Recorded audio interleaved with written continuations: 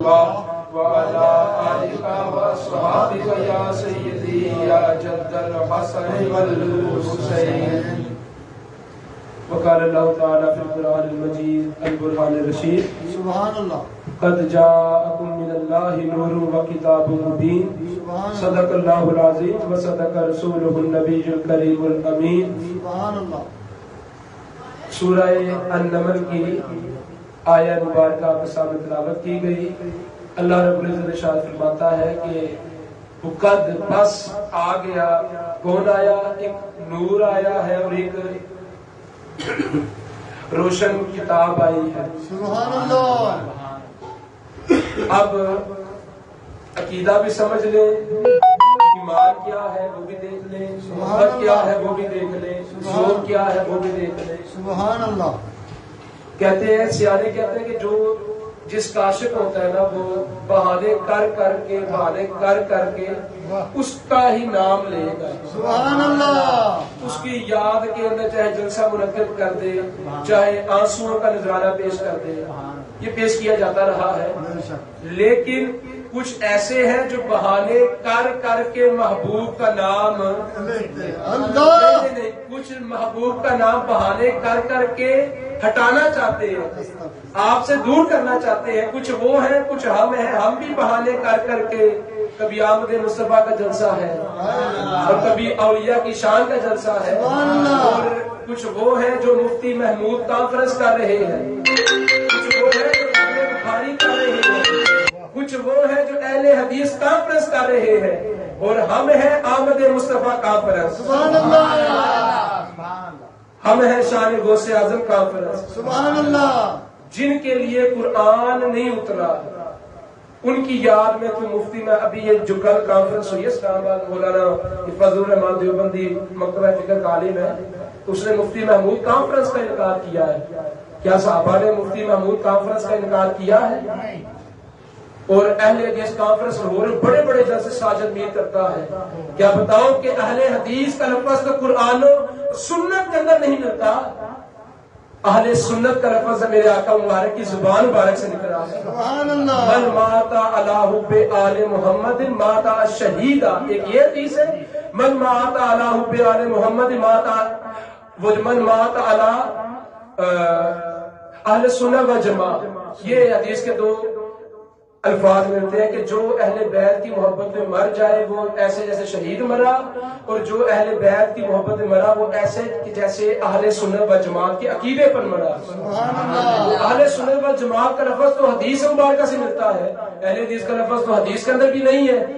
تو اب بتائیں یہ بھی بہانے کر کے حضور کی محبت دور کر رہے ہیں، اور ہم بہانے کر کے امت کو حضور کی طرف لا رہے ہیں. سبحان اللہ. ایک آئے صحیح ہے جو اپنا کام کر رہی ہے، ان کے ایجنٹ، اور آؤ کچھ کالی کملی والے کے ایجنٹ بھی بیٹھے ہیں، کچھ شرک پور میں، کچھ آبو مہار شریف میں، کچھ داتا علی اجمیری کے آستانے پر، کچھ خواجہ اجمیری کے آستانے پر.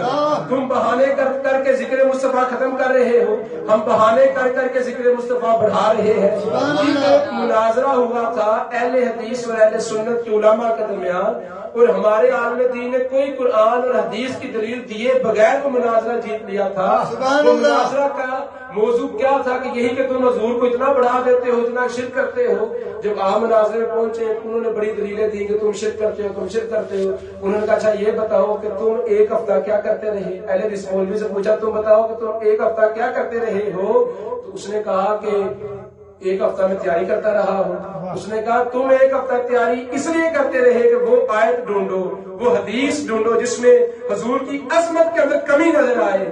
تم وہ آیت ڈھونڈتے رہے، تم وہ حدیث ڈھونڈتے رہے، اور آؤ میرے مقدر پہ ناز کرو کہ میں ہفتہ راتیں بھی جاگتا رہا تو وہ آیتیں ڈھونڈتا رہا جہاں میرے حضور کی عظمت کا چرچا ہے، حدیث وہ پڑھتا رہا جہاں عظمت مصطفیٰ کے ڈنکے بج رہے تھے. تو سارے مجمع کو سمجھ آ گئی سچا کون ہے جھوٹا کون ہے. ہمیں تو نہ جو قرآن سے کوئی دلیل پیش کرنے کی ضرورت ہے، ہمارے لیے اتنا کافی ہے کہ دن رات ہم اس کے محبوب کا نام لیتے ہیں.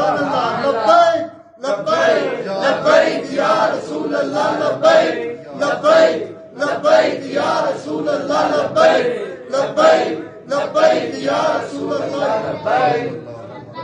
اب آپ اندازہ کریں یہ آیت ہے، اس میں دو لفظ ہے. کہ ایک تمہارے پاس نور آیا، پھر واو کا لفظ نور و کتاب مبین. اب کوئی بھی دو چیزیں ہوں گی تو اس میں اور کا لفظ آتا ہے. یہ تو عقل بھی کہتی ہے. اگر میرا نام محمد حمزہ ہے یا یوں سمجھے حمزہ خلیل ہے، تو اگر میرا نام حمزہ خلیل ہے تو پھر ہونا یہ چاہیے کہ جب کوئی بندہ میرا نام لے گا کہ حمزہ خلیل ادھر آؤ. اگر حمزہ بھی ایک محفل میں بیٹھا ہو اور خلیل بھی ایک نام کا فرد محفل میں بیٹھا ہو تو بلانے والا کہے گا حمزہ اور خلیل ادھر آؤ. انگلش کے اندر کبھی بھی دو چیزوں کو کہتے ہیں اینڈ، اور اردو میں اور، عربی میں واو. اب قرآن کہہ رہا ہے کہ نور و کتاب مبین، نور اور کتاب کے درمیان واو آ رہا ہے. یہ جو عقل کے پجاری جو عقل سوچتے ہیں ان کی عقل بھی یہاں کے ماری جاتی ہے. یہ کہتے ہیں کہ نور و کتاب مبین سے مطلب ہے قرآن آیا ہے. وہ کہتے ہیں قرآن آیا ہے. ہم کہتے ہیں کہ واو کیا کر رہی ہے، خدا محتاج نہیں، وہ تو واو کا محتاج بھی نہیں، واو تو خود اس کی محتاج ہے. وہ اگر ایک ہی چیز تھی تو واو کیوں آ رہا ہے؟ عربی قاعدہ بھی یہی ہے اور انگلش گرامر، اردو گرامر پڑھ کے دیکھو یہی قاعدہ ہے. اس کا مطلب کہ ایک چیز نہیں آئی، ایک نور آیا ہے، ایک کتاب آئی ہے. یعنی پہلے محبوب آیا ہے، بعد میں کتاب آئی. پہلے صاحب کتاب آیا، پھر بعد میں کتاب آئی. سبحان اللہ. بھائی اب وہ وجود جو پہلے آیا اصول بنتا ہے اس کا ذکر پہلے کیا جائے. محفل کے اندر اگر کوئی پہلے آئے، محفل کے اندر اگر کوئی بچہ، میں آپ کو مثال دیتا ہوں، اگر اسکول کے اندر پڑھتا ہے، اگر بچے کے نمبر اچھے آتے ہیں، فرسٹ آتا ہے تو اس کا ذکر پہلے ہوتا ہے. جو بعد میں پوزیشن وائز اس کی درجہ بندی کی جاتی ہے کہ یہ بعد میں، یہ بعد میں، یہ بعد میں. تو جب آیا ہے پہلے محبوب، سبحان اللہ. یہ ادب کا طریقہ ہی بتا دیا کہ جہاں بھی قرآن پڑھنے سے پہلے محبوب کو پڑھنا، قرآن کی آیت کو پڑھنے سے پہلے محبوب کی سیرت کو پڑھنا، یہ تو گمراہ ہو جاؤ گے. اگر قرآن کی واضح تفسیر ہے تو میرے حضور ہیں. ہمیں کسی تفسیر کی وہاں ضرورت نہیں تھی، لیکن ٹھیک ہے تفسیر کرنے والوں نے لکھ دی. لیکن ہم کہتے ہیں کہ ایک تفسیر کافی ہے، وہ ہے حضور کا عمل، جو میرے آقا کی سیرت مصطفیٰ. سبحان اللہ. اب جو حضور کو چھوڑ کر قرآن پڑھیں گے وہ کیا ہوں گے؟ قرآن کہتے ہیں، سورہ بقرہ کہتے ہیں کہ بہت، سورہ بقرہ کی آیت میں اللہ فرماتا ہے کہ بہت سے ایسے ہیں جو مجھ کو ہدایت پاتے ہیں، سبحان اور اللہ. بہت سے ایسے ہیں جو مجھ کو پڑھ کے گمراہ ہوتے ہیں. آپ سمجھتے ہیں قرآن تو ہدایت کی کتاب ہے، لیکن خدا کہہ رہا ہے کہ اس کو پڑھنے والے ہدایت بھی پاتے ہیں اور گمراہ بھی ہوتے ہیں. اب گمراہ کون ہوتے ہیں؟ جو اس کے مصطفیٰ کی اینک اتار کے پڑھتے ہیں. امام حسین کا واقعہ آج تک ہم سمجھاتے آ رہے، لوگوں کو سمجھ نہیں آتی کہ حسین پاک کے مقابلے میں بھی اذان ہوتی تھی، بے شک. امامت وہاں بھی ہوتی تھی، امامت یہاں بھی ہوتی تھی، لیکن ان کا حشر کیا ہے؟ آپ ان کو مسلمان مانتے ہیں جنہوں نے حسین پاک کو شہید کیا؟ کیوں نہیں مانتے؟ بھی قرآن تو وہی پڑھ رہے ہیں، نمازیں تو وہی پڑھ رہے تھے، اور جب حسین پاک کا سارے شہید کیا گیا ہے تو جب آپ نماز پڑھنے کے لیے کھڑے ہوئے تو اس نے کہا سمل نہیں، اس نے کہا جلدی پڑھ، جو کرنا ہے جلدی کر، ہم نے اثر پڑھنی ہے. وہ بھی تھے جنہوں نے حسین کو یہ کہا کہ جن کی وجہ سے نمازیں آئیں ان کو یہ کہا گیا جلدی پڑھ، ہم نے اثر پڑھنی ہے. سبحان اللہ.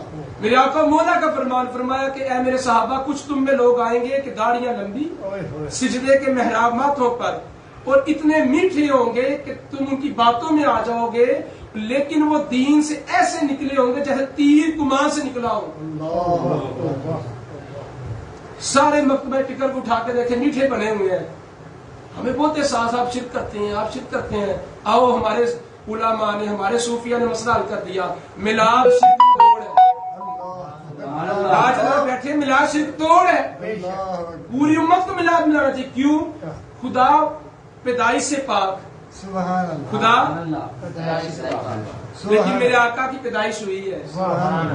ہم کہتے ہیں حضور آئے ہیں، حضور نے جنم لیا ہے، تشریف آوری فرمائی ہے. کہاں سے آئے؟ اپنی والدہ سیدہ آمنہ کی شکم اطہر سے. خدا کی نہ ماں ہے نہ باپ ہے، نہ وہ پیدائش سے بھی وہ پاک ہے.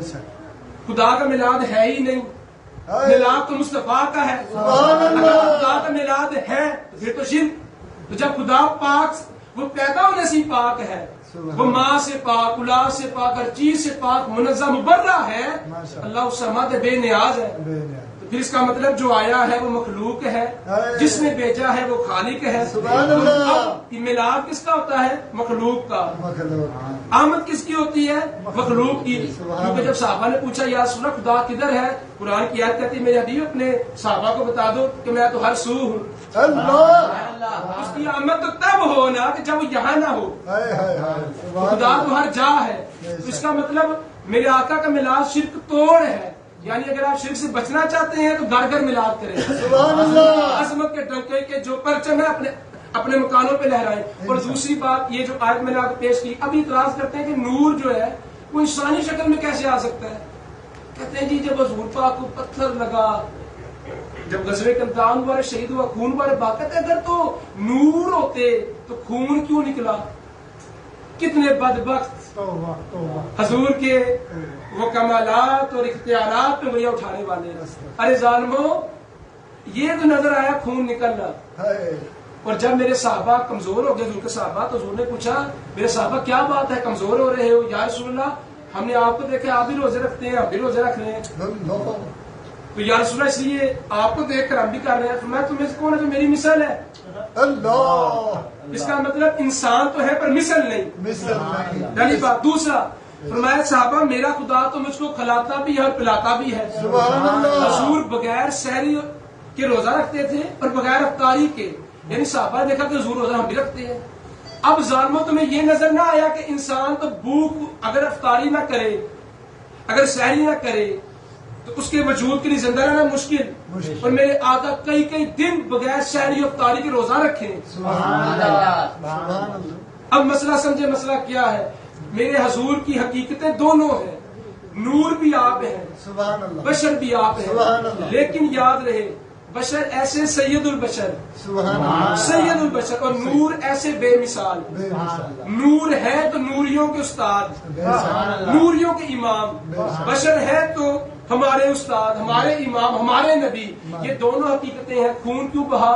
صوفیہ کہتے ہیں جب حضور پر حالت بشریت کا غلبہ ہوتا تھا تو پھر خون نکلتا تھا۔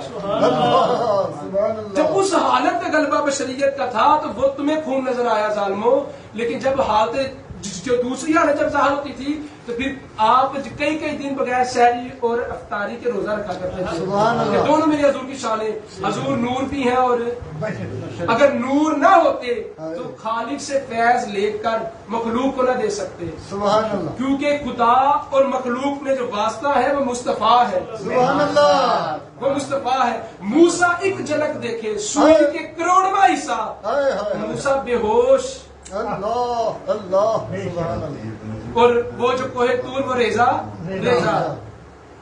تو اب بتاؤ کہ جو حضور عرش پہ جا کر رکاب قوسین اور ادنیٰ کی منزلوں کو پا کر خدا کے سامنے ملاقات کر کے، اور کتنی باتیں صوفیہ کہتے ہیں 90,000 باتیں یاد سے۔ اب خدا کو صوفیہ کہتے ہیں خدا تو ہر جا ہے، تو حضور نے بھی خدا کو کن آنکھوں سے دیکھا؟ علماء پریشان کے پاس جواب نہیں ہے۔ صوفیہ کہتے ہیں کہ حضور کا سارا وجود ہی کان بن گیا، آنکھ بن گیا، خدا کی آواز کہاں سنی؟ سارے وجود سے۔ خدا کو کہاں کہاں دیکھا؟ سارے وجود سے۔ اور حضور نے یہ سارا فیض برداشت کیا، پھر امت میں آئے، امت کو تقسیم کر رہے ہیں۔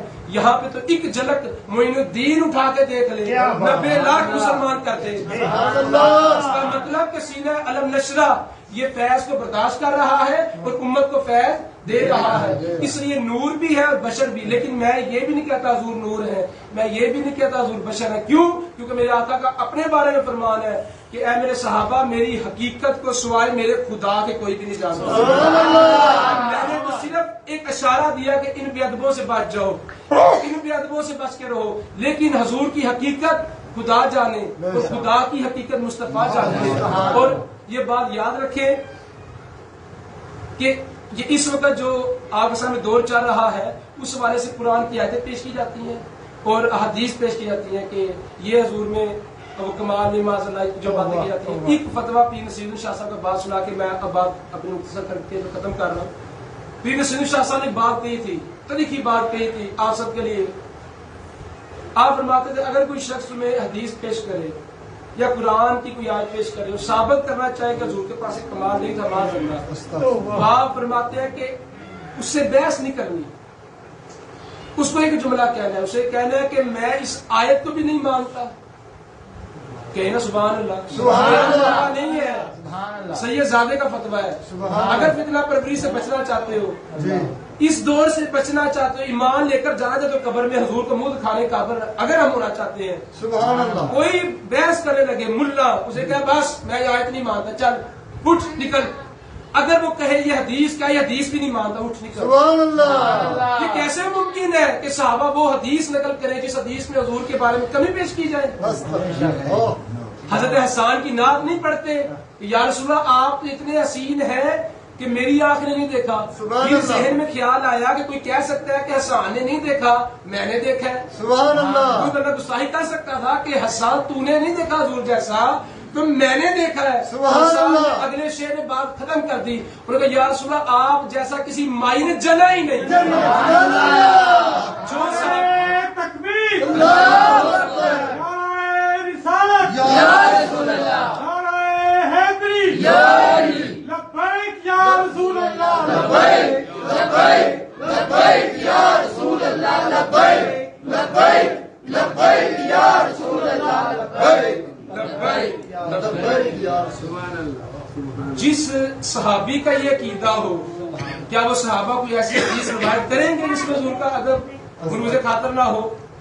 اور آؤ اب غوث پاک کی بارگاہ میں حاضری میری دوبارہ مقصود تھی، دو درویشوں کا آپ کو میں حوالہ دوں گا، غوث پاک سے ان کی محبت کا عالم کیا تھا۔ سبحان اللہ سبحان اللہ۔ ایک گجرات کے اندر گزرے ہیں حضرت مولانا غنیمت کنجاہی رحمۃ اللہ تعالیٰ علیہ، یہ بات سنانے والے تیسری نصیر رحمۃ اللہ کی ذات۔ سبحان اللہ آپ کہتے ہیں مولانا جو غنیمت کنجاہی رحمۃ اللہ تعالیٰ علیہ غوث پاک سے محبت کا عالم کیا ہے، میں جب یہ واقعہ سنا تو میں نے سوچا کہ یہ تو غوث پاک سے محبت کا یہ عالم ہے جو حضور کی آن کے شہزادے ہیں، حضور نہیں ہے، اللہ حضور کے مظہر ہے، نائب ہے۔ سبحان اللہ پھر ان کا حضور کے بارے میں کیا عقیدہ اور کیا محبت ہوگی؟ سبحان اللہ۔ یہ ہے کہ مولانا غنیمت جب غوث پاک کا نام آتا تھا تو سجدے میں جھک جاتے تھے۔ سبحان اللہ اورنگزیب عالمگیر کا دور تھا، شریعت کی بالادستی کا دور تھا، اس کو پتا لگا کہ گجرات میں ایک مولانا ہے جو غوث پاک کے نام پہ سر جھکا دیتا ہے، سبحان اللہ تو اس نے طلب کیا کہ بلاؤ اسے۔ جب آپ دربار پہنچے اورنگزیب عالمگیر نے کہا بھی ہم نے سنا ہے کہ جب شیخ عبد القادر کا نام آئے تو آپ سجدہ کرتے ہیں، ادھر اس نے اتنی بات کی، جب یہاں دیکھا تو آپ سجدے میں تھے۔ سبحان اللہ اللہ اکبر۔ اس نے کہا کہ آپ جائیں، نہ ان پہ فتویٰ لگا شرک کا، اس کا مطلب یہ شرک کے تھیلے اٹھانے والوں کو خیال کرنا چاہیے۔ اورنگزیب عالمگیر سے بڑا اس دور میں مفتی کوئی نہیں تھا، اس سے بڑا عالم کوئی نہیں تھا، اس سے بڑا فقیہ کوئی نہیں تھا۔ تو جب اورنگزیب نے شرک کا فتویٰ نہیں صادر کیا، کیونکہ یاد رکھے باسف علی باصر رحمۃ اللہ سوال کیا گیا تھا کہ بتائیں دربار پہ سجدہ کیا جاتا ہے وہ شرک ہے کہ کیا ہے؟ آپ نے فرمایا یار پہلی دفعہ یہ سنو، میں مسئلہ کئی دفعہ آپ کو سمجھا چکا ہوں کہ جو بندہ سجدہ کر رہا ہے وہ اپنی ہوش میں ہی نہیں ہے۔ اللہ سبحان اللہ شرک کا فتویٰ لگتا ہے ہوش والے پہ۔ سبحان اللہ۔ احمد میں یہ نہیں کہتا تم سجدہ کرو، تم نے جو سوال کیا تم پہ سجدہ واجب نہیں اور تم کرو شرک ہے کیونکہ تم شعور والے ہو۔ مانتے ہیں کہ وہ شخص جس نے کبھی خدا کو سجدہ نہیں کیا اس نے قبر کو کیا سجدہ کرنا ہے؟ کیا سجدہ کرنا اس نے قبر سے؟ نماز نہیں پڑھی اس نے قبر کو کیا سجدہ کرنا؟ بس وہ عظمت میں تعظیم میں جھک رہا ہے، بس وہ کچھ نہیں۔ لہٰذا ان پہ کوئی فتویٰ صادر شرک کا نہیں ہوتا، مانتے اگر وہ صاحب شعور ہو تو شرک کا فتویٰ لگتا ہے۔ اب مولانا کنجائی کیونکہ عشق کی وادی کے اندر لاشعور تھے، اب کیونکہ یاد رکھیں اگر عشق آئے تو شعور ختم ہو جاتا ہے، یہ بھائی یاد رکھیں عجیب بات ہے، شعور تب تک رہتا ہے جب تک عشق غالب نہ آئے، جب عشق غالب آ جائے تو پھر لیلا کے پیچھے اللہ ایک جھلک دیکھنے کے لیے جو کچھ ہوا آپ کو پتا ہے، اور پھر جب مجنو کھڑا لائن میں لیلا کی، وہ جب اس نے لگنا بکاریوں کو اس نے توڑ دینا، عقل والے تو یہ کہیں گے توڑ دیا دوبارہ نہ جا، توڑ دیا تو رو پی کے میرا پیرا توڑ دیا، جب اس کا پیرا توڑنا اس نے غصے سے تو مجنو نے سبحان اللہ سبحان اللہ سمار ڈالنی، لوگوں نے پوچھا تو پاگل ہے تیرا پیارا توڑ دیا؟ اس نے کہا چھوڑو، یہ نہیں مجھے غم کے توڑ دیا ہے، کم از کم اس نے میرے پیالے کو دیکھا تو ہے۔ سبحان اللہ۔ جب عشق غالب آئے شعور ختم ہو جاتا ہے، پھر لاشعوری کی زندگی، لیکن وہ لاشعور وہ والا نہیں جو ایک ان پڑھ اور جاہل کے پاس ہوتا ہے، وہ کوئی اور شعور کی دنیا ہے جہاں آپ نہیں پہنچ سکتے۔ سلطان بہو رحمۃ اللہ کی بات پچھلے مہینے بھی کہی تھی، آپ فرماتے ہیں جب انسان سجدہ کرتا ہے تو وہ یہاں نہیں ہوتا، وہ اس عالم میں ہوتا ہے. سبحان اللہ. اب آپ کو میں کہوں کہ اس عالم میں ہوتا ہے, کہنا شاہ جی کیا بات کرتے ہیں, بہت وہی ہوتا ہے. اس کا مطلب وہ عشق والے وہاں ہوتے ہیں. بے شک. اس لیے ہماری بات نہیں, نام غوث پاک کے نام پہ سیدھا کر سکتے ہیں. یہ انہیں کام تھا جن کی قبر آج بھی سلامت ہے, لوگ سلامی دے رہے ہیں. اور دوسرا نام سید خیر الدین, سید خیر الدین قادری رحمۃ اللہ تعالی, ان کا یہ نام مبارک ہے. اور ان کا لقب کیا لے, ابو المعالی, جو کنیت ابو المعالی قادری رحمۃ اللہ تعالی. لاہور کے اندر کا مزار شریف ہے, ریلوے اسٹیشن کے ساتھ جو لکشمی چوک, وہاں پہ کسی وہ باغ کے اندر آپ کا آدمی مزار اور عرس شروع ہے. آپ کا معاملہ کیا ہے, آپ داؤد بندگی سرکار رحمۃ اللہ تعالی کے بھتیجے ہیں. داؤد بندگی سرکار جو ہے وہ اکاڑا میں سائڈ پہ جائے, جو شیر گڑھ, وہاں پر آپ کا دربار موجود ہے. یہ سادات عرب سے ہوتے ہوئے پہلے کرمان آئے, کرمان سے پھر یہ اس علاقے کے اندر آ کے انہوں نے سکونت اختیار کی. تو اب سید خیر الدین ابو المعالی قادری رحمۃ اللہ تعالی کی بچپن کے اندر حضور غوث پاک سے بہت محبت شروع ہو چکی تھی. سبحان اللہ. تو آپ ہندوستان کے سفر پہ نکلے تو دہلی کے علاقے میں جب گئے تو وہاں پہ ایک سڑک سے گزر رہے تھے, راستے سے ایک مجذوب کو بیٹھے دیکھا. تو مجذوب کہتے ہیں کہ شاہ صاحب آپ جو علم معرفت کی تلاش میں ہے, خدا کی تلاش میں ہے, وہ تو داؤد بندگی کے پاس ہے سب کچھ. اللہ. اور وہ داؤد بندگی کون تھے, آپ کے چچا تھے. جب یہ بات سنی آپ آستانے آئے, تشریف لائے, اور داؤد بندگی رحمت اللہ تعالیٰ لے کے پیچھے بیٹھ گئے, اپنے چچا کے پیچھے بیٹھ گئے, آواز فرما رہے تھے. بات مکمل ہوئی اور پیچھے دیکھا, آپ نے کہا ہاں بھتیجے بتاؤ اس مجذوب نے کیا کہا تھا ہمارے متعلق. اس نے کہا کہ جو کچھ تلاش کر رہے ہو ساری دنیا وہاں جاتی ہے اور تم کہاں جا رہے ہو, جاؤ اس کے پاس. تو آپ نے کہا کہ آپ صحیح جگہ آ گئے ہو, آپ کو ہم جیسا کوئی اور نہیں ملے گا. بیعت فرمائی, بیعت فرمانے کے بعد پھر جو توجہات دی, جو معاملہ ہوا, اس کے بعد آپ کی شان کیا بنی حضرت ابو المعالی قادری رحمۃ اللہ تعالی کی, کہ جو بھی آپ کے سلسلہ میں داخل ہوتا, جو بھی آپ کے سلسلہ میں بات سننے والی, جو آپ کے سلسلہ میں ایک مرتبہ داخل ہو جاتا, اسی رات اسے حضور غوث پاک کی زیارت ہوتی ہے. اور آپ کی محفل کی حضوری نصیب ہوتی. اور اپنے مرشد کے حکم پر 51 ایئرز اولڈ آپ کی ایج تھی, 51 سال آپ لاہور تشریف لائے تبلیغ کے لیے. پھر وہیں آپ کا آج مزار مبارک ہے. اور آپ کے دور کے اندر ایک آدمی گزرا, دارالشکو, یہ مغل بادشاہ جو گزرا ہے, اور اپنے ساتھ قادری لکھتا تھا. غالباً اسی کے بعد میں آپ کو سناتا ہوں کہ حضور غوث پاک کا مقام مرتبہ کیا ہے اور کیا اختیار غوث پاک کا ہے. تو پھر اختیارات مصطفیٰ تو سبحان اللہ, سب سے اولا و اعلیٰ ہمارا نبی, سب سے اولا و اعلیٰ ہمارا نبی, سبحان اللہ. اپنے مولا کا پیارا ہمارا نبی, دونوں عالم کا دولا ہمارا نبی. کون دیتا ہے دینے کو منہ چاہیے, دینے والا ہے سچا ہمارا نبی. کہ ہے بے قصوں کا سہارا ہمارا نبی. تو ہمارے نبی کی بات تو پھر وراء الورا, یہاں ان کی یاد کی بات. اب دارالشکو کے کچھ عقائد خراب ہو گئے تو اس کے خلاف علماء نے لکھنا شروع کر دیا. اور ابو المعالی قادری رحمۃ اللہ کا دور, آپ کے جو دور کے ولی تھے ان میں حضور مجدد پاک, حضور خواجہ معصوم سرہندی, حضرت میاں میر قادری, یہ اس دور کے جو عظیم بزرگ تھے, یہ اس دور کے بزرگ ہیں, یعنی ان کے ہم اثر تھے. تو حضرت خواجہ معصوم سرہندی جو حضور مجدد پاک کے بڑے بیٹے تھے, انہوں نے جب دیکھا دارالشکو کی حکومت کے معاملات کسی کیوں نہیں بگڑتے, معاملات کیوں نہیں, تو آپ نے دیکھا کہ کیونکہ یہ قادری ہے اور غوث پاک کی توجہ اس پر ہے, اس کی وجہ سے اس کی حکومت قائم ہے. اب آپ اندازہ کریں کیا مقام و مرتبہ ہے مجدد پاک کا, اور پھر کیا مقام و مرتبہ ان کے بیٹے حضرت خواجہ معصوم سرہندی, جن کو عروۃ الوسطیٰ کہا جاتا ہے. عروۃ الوسطیٰ کا مطلب دین کا تھم, ستون, دین کا ستون. آپ کو اس کام کے لیے صرف حضور غوث پاک کی بارگاہ میں گزارش کرنے کے لیے بغداد جانا پڑا, اور جا کے جاریوں کے سامنے ہاتھ جوڑے کہ حضور اس سے ہاتھ اٹھا لیجئے, دارالشکو سے ہاتھ اٹھا لیجئے, اب دین اس کے عقائد خراب ہو چکے ہیں. اتنے لجپال ہیں وہ کہ جن کی لجپالی کو ہٹانے کے لیے خود مجدد پاک کے صاحبزادے کو جانا پڑا بغداد. سوچو تو صحیح کہ وہ دارالشکو ہے, اس دور میں یہ توجہ ہے, تو آج کے دور میں کیا معاملہ ہوگا. دیکھنے والے جو ہے کم رہ گئے ہیں اور سمجھنے والے بھی کم رہ گئے ہیں. لیکن میرے غوث پاک کا ذکر ہر ولی کرتا ہے, دن رات کرتا ہے. اور غوث پاک کی مجلس ہر وقت لگی رہتی سبحان ہے، اللہ، فیصلے ہو رہے ہیں، سبحان کوئی اللہ، مانے نہ مانے، کوئی ان کا ذکر کرے نہ کرے۔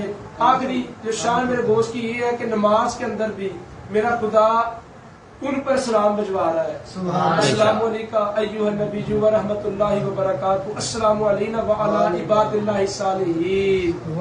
اللہ نماز میں کہتا ہے کہ السلام بھیجو میرے صالح لوگوں پر، میرے نیک لوگوں پر، اور ان صالح کے اندر میرے دوست کا پہلا نمبر سبحان اللہ، پیرا ہے، میرے میرا ہے، سبحان اللہ، جو دستگیر بھی ہے، سبحان اللہ، مشکل کشا بھی ہے، اور سبحان حضور اللہ، کی دستگیری فرمائی۔ سبحان یہ جو اللہ، آج آپ کو درس نظامی ہو رہا ہے نا، یہ جو مدارس کے اندر علماء پیدا ہو رہے ہیں جو بڑے فخر سے ممبر پہ بیٹھ جاتے ہیں، یہ سب میرے دوست کا صدقہ ہے۔